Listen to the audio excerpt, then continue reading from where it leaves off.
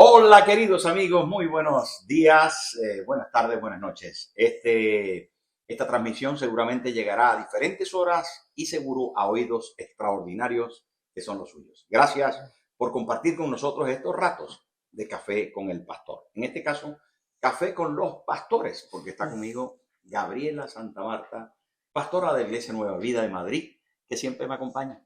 ¿Qué tal? Hola. Muy bien, Bueno, muy bien. bien, ¿no? ¿Estás bien? Sí, Sí, muy bien, muy bueno. bien.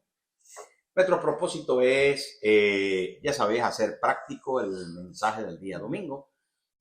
Compartimos en las 4 celebraciones de la Iglesia Nueva Vida en Madrid, en la calle Argos, número 13. Pero la verdad, lo importante de esto es que la palabra de Dios pueda ser lo suficientemente práctica, objetiva, desarrollable, aterrizada y etcétera, para que usted y yo la podamos poner en práctica. Y de eso se trata. Y domingo pasado estuvimos hablando del paso del Jordán. Tremendo tema que ha valido para cantantes, compositores, poetas, etcétera, etcétera.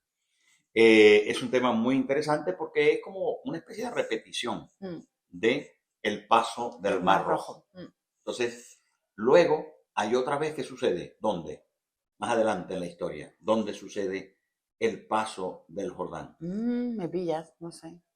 Claro, porque no se abre, sino que Jesús entra al Jordán. Ah. Y se supone que al entrar Jesús al Jordán, divide. Bueno, eso ya es más Sí, simbólico. más Más profundo. simbólico. Por eso te pillé, claro, porque no se dividen. Estaba buscando. Pero claro, mira, pasa Israel, el Mar Rojo, pasa la nueva generación, el río Jordán de los israelitas, y luego Jesús entra en las aguas del Jordán para ser bautizado. Y otra vez, de alguna manera, es la gran conquista, el Dios hecho hombre. Sí. Entonces es muy, muy simbólico. Bueno, usted piensa en eso y se va a dar cuenta que este pasaje es un pasaje no solamente clásico, sino icónico, una cosa bien importante. Es muy importante, porque el Jordán valía de obstáculo, Sí. pero de un obstáculo absolutamente infranqueable, limitante y duro. Sí. ¿Has oído alguna vez del Jordán en la Biblia, Gaby? Claro. Sí, muchas veces. Además, el año pasado estuvimos ahí en el Jordán. Es verdad, ¿no? Sí, yo no me metí. ¿Por qué? Por miedo a los pececitos. Sí. Es que hay pececitos. Hay pececitos que ahí en yo no. Yarnedí, porque en hebreo es el Jardín. En hebreo, Jordán es Jardín. Y ahí hay un lugar que se llama Yarnedí, que es donde la gente se bautiza. O sea, hay un lugar especial preparado para ir a bautizarse. Y están las aguas muy cristalinas, pero hay unos pececitos ahí que hacen, si tienes una verruguita, prepárate. No, yo no me metí por eso. ¿Ah? No me metí por eso. Pero bueno, bonita la experiencia de poder visitar el Jordán, mucha gente se bautizó allí, fue bien bonita. Y me gusta eso que comentas de cómo el Jordán, en este caso, representa puntos clave, ¿no? Puntos de obstáculo, y trayéndolo a nuestra vida, ¿no? Hay momentos o decisiones importantes que representan momentos icónicos, momentos históricos de antes y después, ¿no? Dejo atrás el pasado y me arriesgo a lo que está en el futuro. Hay ciertas decisiones, ciertas situaciones en la vida de las personas que podrían representarse perfectamente con el Jordán. Hagamos base textual bíblica. Capítulo 3 del libro de Josué dice: Josué se levantó de mañana, él y todos los hijos de Israel partieron de Sitín y vinieron hasta el Jordán y reposaron allí antes de pasarlo. Y después de 3 días, clave, 3 días, otra cosa profética. Después de 3 días, los oficiales recorrieron el campamento y mandaron al pueblo diciendo: cuando veáis el arca del pacto de Jehová vuestro Dios y los levitas sacerdotes que la llevan, vosotros saldréis de vuestro lugar y marcharéis en pos de ella, a fin de que sepáis el camino por donde habéis de ir, por cuanto vosotros no habéis pasado antes de ahora por este camino. Pero entre vosotros y ella haya distancia como de 2000 codos. No os acercaréis a ella. Y Josué dijo al pueblo: santificaos, porque Jehová hará maravillas entre vosotros. Estamos diciendo que el pasaje bíblico es el paso del Jordán. De hecho, en la Biblia en mi Biblia, por lo menos, aparece en el capítulo 3 un título que se llama El Paso del Jordán. La mayoría de las veces que se habla de esto se titula El Paso del Jordán. Pero el término Jordán, o sea, el nombre Jordán, Jardín, o como en la lengua que se diga, aparece varias veces aquí, pero más aparece el término arca. Entre el capítulo 3 y el capítulo 4 aparece 17 veces. Es una locura. Son muchas y repetidas veces las veces que aparece el arca del pacto de Jehová, Dios de Israel. ¿Te fíjate eso? Sí, sí. Interesante. ¿Será porque es importante dentro de...? Porque es lo más importante. Porque es lo más importante. Cuando la Biblia repite, y cuando insiste, y cuando profundiza, y cuando dice cosas acerca de algo, es porque es el centro del texto. Sí. Es fácil entender la hermenéutica, que es el arte de interpretar los pasajes bíblicos o de interpretar pasajes. Es interesante que cuando repite es porque está insistiendo en un tema, y el tema es de vital importancia, o el tema es el tema central. Sí. Entonces allí, fíjense que cuando nosotros pues compartimos en la iglesia, aunque lo mencionamos, no nos detuvimos ahí para decir todo esto, porque sencillamente es muy práctico. Sí. Es nuestro primer punto a desarrollar, pero también es el punto del capítulo 3 y el capítulo 4. Ahora, es evidente que el pueblo de Israel iba a pasar el Jordán. Venían del desierto. Antes de entrar en la tierra prometida estaba el Jordán. Y curiosamente estaba muy crecido. Era el tiempo en que el Jordán se desbordaba por sus orillas, dice el texto. ¿Por qué, Galo? ¿Por qué? ¿Por qué no los pasó en el verano? Yo creo que, bueno, pues al final Dios sabe los tiempos y hay momentos donde parece que está la cosa súper peor. O sea, mucho, mucho peor. Y entre peor esté la situación, más se glorifica a Dios, ¿no? Porque vienen de bueno, me estuve leyendo todo Josué, ¿no? Y me sorprendió de que habían dejado muchas cosas, o sea, como que la gente que se había circuncidado se había muerto toda en el desierto habían perdido muchas cosas que había Dios establecido en el principio. Entonces, pienso que este momento delante del Jordán, todo el pueblo de Israel necesitaba una nueva temporada, necesitaba algo diferente.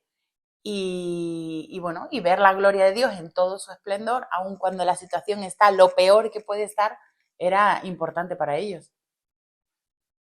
Fíjate qué cosa, ¿no? Que cuando más te duele la muela es que decides sacártela. Sí. Cuando está en el Amigos, fondo uno. Qué cosa, la vida tiene momentos tan duros, tan duros. Parte un familiar querido, hay una separación, el médico te da un diagnóstico menos bueno,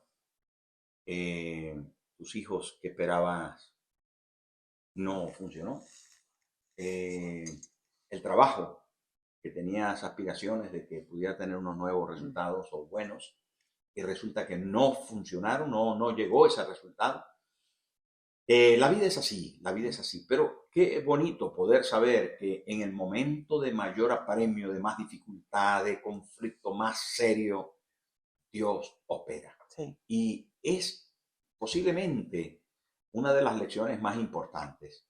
Para entrar en la tierra de la conquista, en la tierra del pacto, de la promesa, en la tierra de la abundancia, necesitamos enfrentarnos a nuestros temores, a nuestras dificultades, y valga decir, a las pruebas más grandes que podamos tener en Dios o de Dios. Los conflictos son las oportunidades más importantes de la vida. Y yo quiero animarte a que no pelees contra los procesos, a que no te levantes en contra del conflicto y no te sientas morir por causa de esa circunstancia difícil que estás viviendo, porque fue diseñada exclusiva y especialmente para ti, para que puedas superarla y cantar al otro lado. La verdad, Bueno, la vida, yo recuerdo momentos complicados de mi vida, ¿no? Momentos que nos hicieron llorar a Moreira y a mí y se convirtieron en una bendición tan bonita, en una bendición tan, tan bonita, tan bonita. ¿Por qué? Porque aprendimos, porque Dios nos dio la victoria. Entonces, tranquilo, el río venía turbulento, pero Dios estaba ahí. Y Dios dijo, mira, la solución de esto, la primera solución es enfóquense en el arca. El arca era símbolo de la presencia de Dios. ¿Te acuerdas lo que era el arca, Gaby? Explica, ¿qué era el arca? ¿Qué es lo que era? Era una cajita. Era una cajita. Sí, era una cajita. Era, una cajita. Que donde dentro estaba la ley, las tablas de la ley, había maná, había la vara de Aarón, que había reverdecida, y era llevada por los sacerdotes con unos palos. Un día vamos a hacer un programa solo del arca. Sí, estaría guay. Además podemos poner una así en medio. Y el tamaño, y lo explicamos ahí en teología de la adoración, todos tienen que hacer un arca. ¿Sí? No, es un tabernáculo, perdón. Un tabernáculo. Pero bueno, buena idea sería hacer un arca. Sería hacer un arca. Era el símbolo de la presencia de Dios, sobre todo. Entonces, qué tremendo. Fíjense, de los poquitos pasajes que leímos de todo el capítulo, decía, vais a seguir el arca. Hay que seguir la presencia porque presencia es la principal razón de nuestro enfoque. Enfóquese en Dios, en su presencia, no en su imagen. Cuidado con el tema. Dios dice, no me hagan imagen, no me hagan imagen. Porque hay quien hace imagen y distorsiona la grandeza. Sí. Ese es el problema de la imagen. Entonces no hagas imagen. Busca su presencia. Búscalo a Él en la esencia. Y eso es lo que Dios quería con Israel, que se enfocaran. Claro, todo el Antiguo Testamento era una tipología, era un espejo, para llamarlo de alguna manera más entendible, un espejo de lo que había de suceder. Por eso, cuando Juan, el evangelista, en el Nuevo Testamento habla acerca de Jesús, dice, en el principio era el verbo era con Dios, y ese verbo era Dios, y ese verbo habitó entre nosotros y vimos su gloria. O sea, Dios, para que nosotros supiéramos lo que era su presencia, nos envió a Jesús. Y no tenemos que hacer imagen de Jesús. ¿Por qué? Porque a Jesús lo podemos tener. De hecho, Él dijo, y yo estaré con vosotros. ¿Cómo? A través de su Espíritu Santo. O sea, nosotros podemos tener su presencia y seguir su presencia y decirle, Espíritu Santo, yo quiero tu presencia hoy. Acompáñame hoy. Te quiero sentir conmigo. Yo quiero enfocarme en ti. Sí. Y enfocarnos en Él, pues tiene que ver con su palabra, con su voluntad, ¿no? Lo que Él quiere para nosotros. Por eso estaba ahí el pueblo y tenían que seguir el arca. Cuando moviese el arca, ahí íbamos nosotros. Porque podemos a lo mejor caer en el error de decir, bueno, yo tengo su presencia y su presencia va donde quiera que yo voy. Ok, pero hay veces que su presencia se mueve y necesitamos estar atentos a cuál es ese movimiento para poder seguirlo. ¿Cuál es su voluntad? ¿Cuál es su palabra? ¿Cuál es su propósito para con nosotros? ¿Qué es lo que Él quiere de nosotros, no? ¿Dónde encontramos su presencia? ¿Cómo? Eso es lo que me ibas a preguntar. Te iba a preguntar a ti.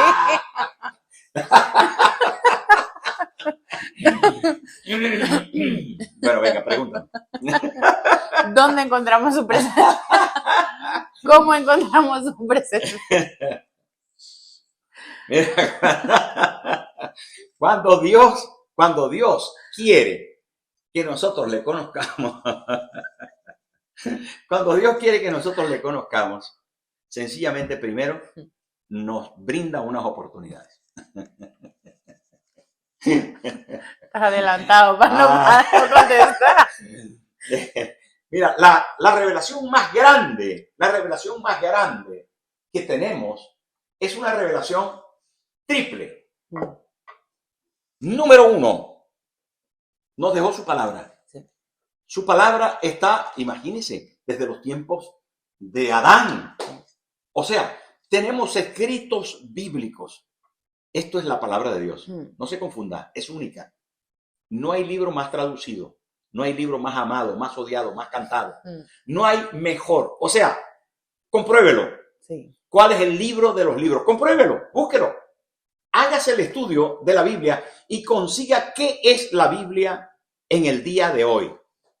El libro más perseguido, el libro más quemado, el libro más, o sea, el más de los más. Desde todo, mire, es el primer libro que fue llevado al espacio sideral. En la Luna hay un ejemplar de la Biblia. ¿Qué te parece? Porque los primeros astronautas que pisaron la Luna llevaron un microchip con la Biblia. ¿Sabías eso o no? No, no sabía. Pues mira, ahí está. Hoy aprendiste algo. Muchas cosas. Mire, primero la Biblia. La Biblia es la primera revelación de Dios. Y ahí usted va a conseguir los arcanos y profundos secretos de nuestro Padre Creador. Va a conseguir el centro de la Biblia, sí, que es nuestra segunda revelación, que se llama Jesús el Señor. Y en tercer lugar, al conocer acerca de Dios y su creación, su grandeza y su poder manifestado en la Biblia, y descubrir el centro de la Biblia, donde todo confluye, que se llama Cristo, vamos a poder tener la posibilidad de que se mueva dentro de nosotros por causa de este contenido que es personal. ¿Me entendió? Sí. Este contenido nos deja ver a Cristo. Y Cristo es personal. Y lo vamos a encontrar a través de su Espíritu Santo moviendo en nosotros. Biblia, Cristo, Espíritu Santo. Ahora, hagámoslo práctico. ¿Cómo puedo seguir la presencia? ¿Cómo puedo? Sí. Bueno, leyendo la Biblia. Y encontrando principios, principios en la Biblia que aplicables a nuestra vida. Porque podemos decir, bueno, esta gente en el Jordán, el desierto, o sea, eso no es una realidad parecida a la mía. Pero rescatar los principios tiene que ver con eso que estamos hablando. Enfrente del Jordán se enfrentan problemas. Seguir el arca significa seguir la voluntad de Dios. Y seguir la voluntad de Dios es entender que hay principios y mandamientos que necesitamos cumplir en nuestra vida. Esta mañana Miguel es mi hijo mayor, que tiene 7 años, saca un cubo de Rubik y él había perdido su cubo de Rubik. Están hablando, están discutiendo ahí con el hermano. ¿Ese cubo de Rubik de dónde lo han sacado? Ah, me lo he traído de casa de los primos. ¿Cómo así? Caramba. ¿Y se lo dijiste? No se lo dije. Ah, pues es que eso, si no pides permiso, eso es robar. Y eso no está bien. Ahí se quedó, ¿no? Después tuvimos una conversación al respecto de eso, pero es que nuestro corazón, en todos los sentidos, siempre va a tender a hacer lo malo. Entonces, ¿cómo rescato mandamientos de la Biblia? Bueno, pues tengo que hacer lo que la Biblia dice. No voy a robar, no voy a mentir, voy a pasar a filtrar todas mis decisiones por el filtro de los mandamientos. Ahí mira, ¿qué dijimos que había dentro del arca? Las tablas de la ley. Aquí está. Sí, la ley. La ley. O sea, la palabra. La ley, la palabra. ¿Qué dijimos que había? Un casito con maná. Sí. Maná. ¿Qué es el maná? El pan de vida. ¿Cómo se llama eso en el Nuevo Testamento? Cristo.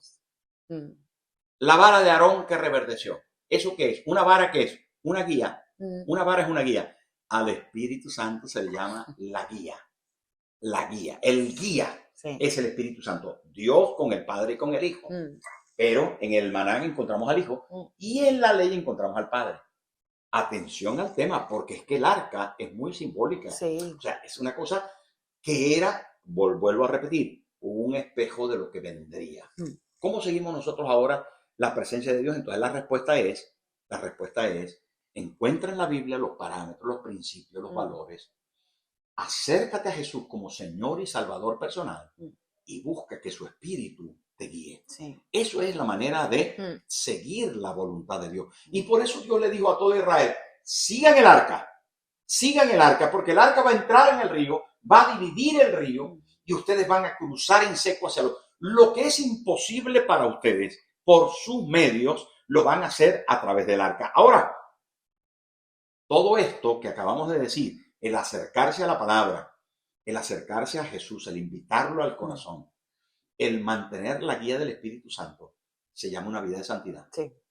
Y era una exigencia. Por eso Josué dijo, santificaos, porque mañana veréis maravillas entre vosotros. Que es nuestro segundo punto. Tercer punto es marchen. Mm. Esto se hace en el diario vivir.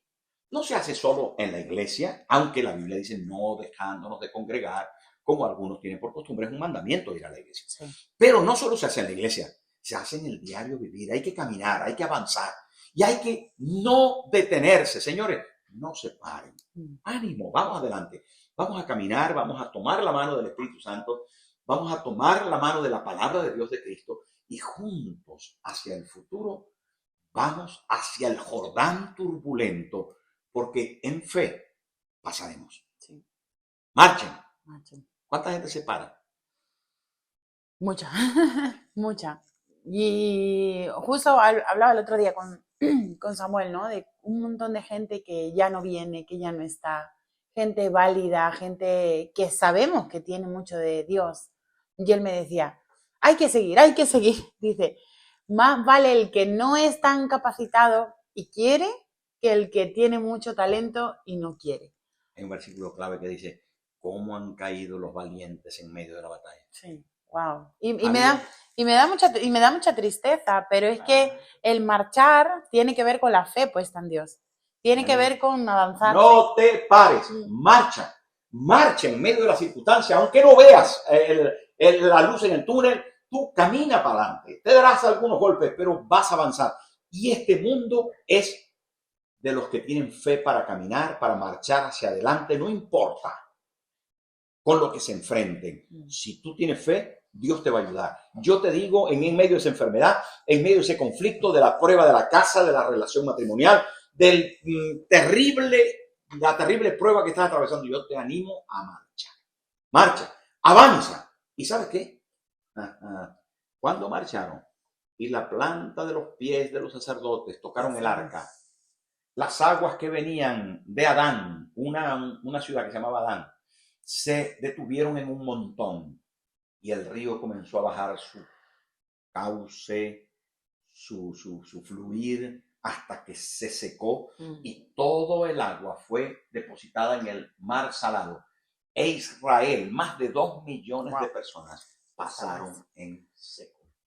Mi amigo, Dios quiere mostrarnos para hacer saber que Él sí puede. Y hoy nosotros te queremos animar a que pases tu Jordán.